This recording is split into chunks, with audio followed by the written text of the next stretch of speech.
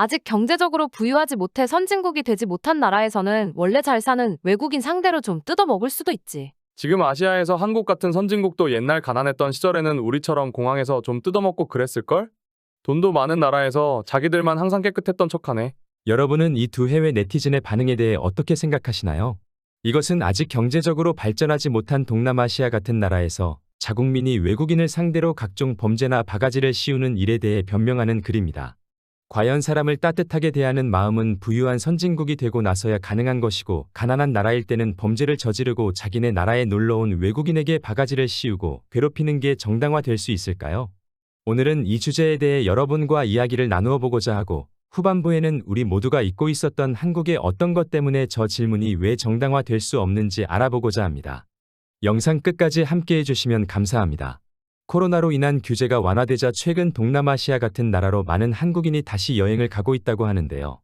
그런데 다시금 한국인 여행객이 증가하자 동남아 일부 국가에서는 일명 세습범죄가 기승을 부리고 있다고 합니다. 세습범죄는 범죄를 저지를 의사가 없는 무고한 사람을 범죄자로 만드는 행위라는 뜻인데요. 최근 동남아 공항에 입국한 한국인을 상대로 한 세습범죄가 기승을 부리고 있다고 합니다. 대표적인 것이 현지 공항 직원과 경찰까지 결탁한 범죄인데요. 주로 막 입국한 한국인 여행객의 배낭에 총알이나 필로폰과 같은 불법 물품을 몰래 넣는 수법을 쓰고 있다고 합니다. 이렇게 되면 미리 매수당한 공항 경찰이 한국인 여행객의 배낭을 검사하고 미리 넣어둔 불법 물품을 발견하고 감옥에 가기 싫으면 돈을 내놓으라는 협박하는 수법입니다.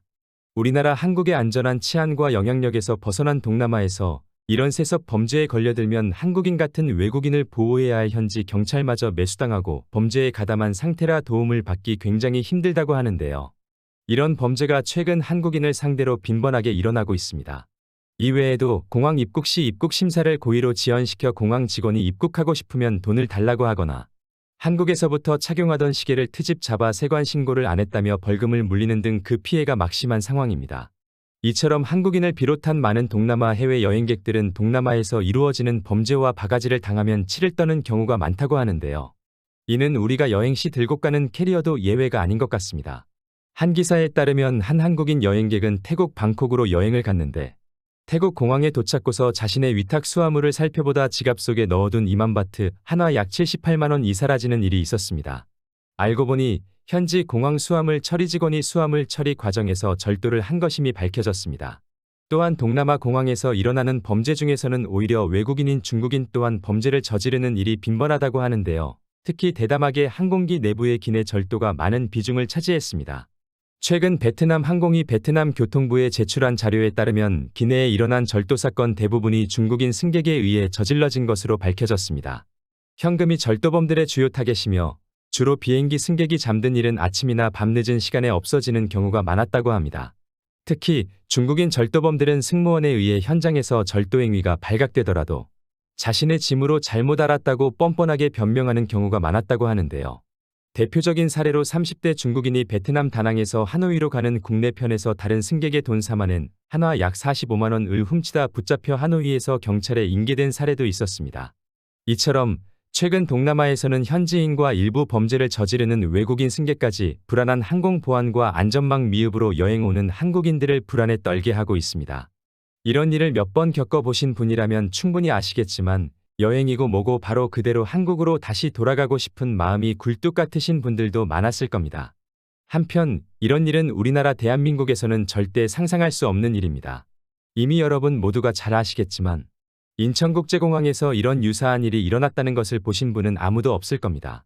그만큼 우리나라 한국의 공항은 세계 최고 수준의 보안과 공항 직원과 경찰 모두의 노력으로 세계적인 공항이 되었고, 그렇기에 많은 외국인이 감탄하며 오는 나라가 되었던 것입니다.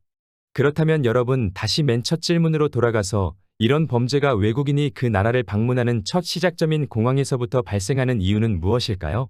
그 나라가 아직 가난한 나라라서 현지인들이 한국인 같은 외국인을 등쳐먹고 소위 말하는 삥을 뜯는 것을 이해하고 당연하다고 생각해야 할까요?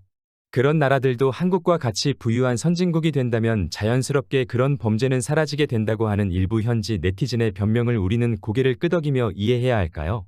정답은 틀렸다입니다. 우리나라 대한민국도 분명 어렵고 가난했던 시절이 있었습니다. 그때 해외에 나갔던 한국인들은 현재 중국이나 동남아 범죄 사례처럼 그 먼 옛날 외국에서 한국의 이미지를 어지럽히고 다녔을까요? 우리나라 대한민국이 경제적으로 부유하지 못했던 아주 예전부터 하나하나의 우리 한국인들은 마음가짐을 단정히 하고 해외에 나가도 대한민국을 대표하는 것이 나 자신이라는 생각으로 솔선수범하며 행동했습니다. 대표적인 것이 바로 소양교육입니다. 아마 일부 분들은 옛 기억이 생각나실 텐데요. 우리나라에서는 지금의 젊은 세대 분들이라면 믿기지 않겠지만 1989년 전까지는 아무나 나라 밖으로 여행 다닐 수 없었습니다. 해외에 출국하려는 한국인이라면 그 당시 당연히 여권을 발급받아야 했고 여권을 발급받으려면 소양교육 수료증이 필수였습니다. 한국자유총연맹의 전신인 한국방공연맹이나 한국관광공사 등이 교육을 맡았는데요. 이는 다시 말해 다른 나라 가서 조국 대한민국의 얼굴이 되어 솔선수범하여 행동하라는 의미가 있었고 또한 방공 등 이적 행위를 하지 않기 위한 교육도 같이 이루어졌었습니다. 이처럼 우리나라에서는 아주 오래전부터 현재 세계인들이 인정하는 인류의 선진국이 되기 전부터 이미 이런 교육을 받으며 선진국이 될 준비를 충분히 하고 있었던 것입니다. 따라서 맨 첫 질문으로 돌아가 경제적으로 부유한 선진국이 되고 나서야 사람들이 범죄를 저지르지 않고 도덕적으로 행동할 수 있을까? 는 틀린 질문이 아닐까요? 우리나라 사례를 보듯 어려웠던 시절부터 교육을 받고 올바르게 행동하는 선진 시민의식이 확립돼야 그 다음 따라오는 것이 선진국이라고 할 수 있지 않을까요? 현재의 선진국을 만든 것은 결국 이런 옛 시절부터 국내에서든 해외에서는 대한민국을 대표하는 것이 나 자신이라고 알고 항상 올바르게 행동하고 모범이 되었던 여러분이 있었기 때문일 것입니다.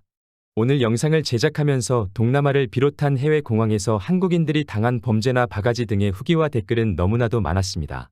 또한 반대로 외국인들이 한국에 여행 오면서 공항에 입국하는 순간부터 가장 안전하고 깨끗한 대한민국의 여행을 마치는 순간까지 너무나도 좋았다는 후기와 댓글 또한 넘치도록 많았습니다.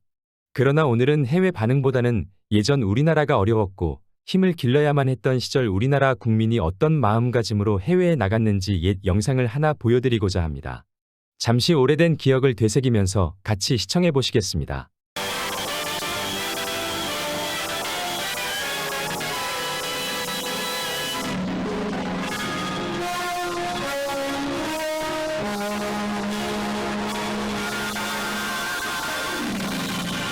당신이 해외여행길에 오른다면 그때부터 당신은 대한민국 국민의 한 사람으로서 한국을 대표하게 되는 것입니다.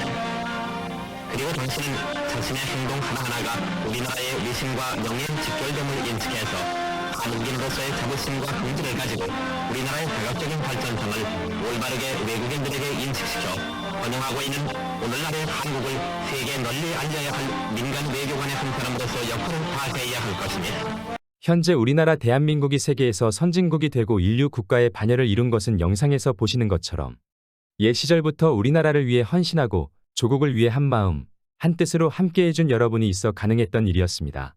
오늘 영상은 여기까지입니다. 긴 시간 끝까지 시청해주셔서 감사합니다. 여러분의 구독 한 번이 제가 다음 영상을 만드는데 아주 큰 힘이 됩니다. 여러분 오늘도 감사합니다. 다음에 더 좋은 영상으로 찾아뵙겠습니다. 감사합니다.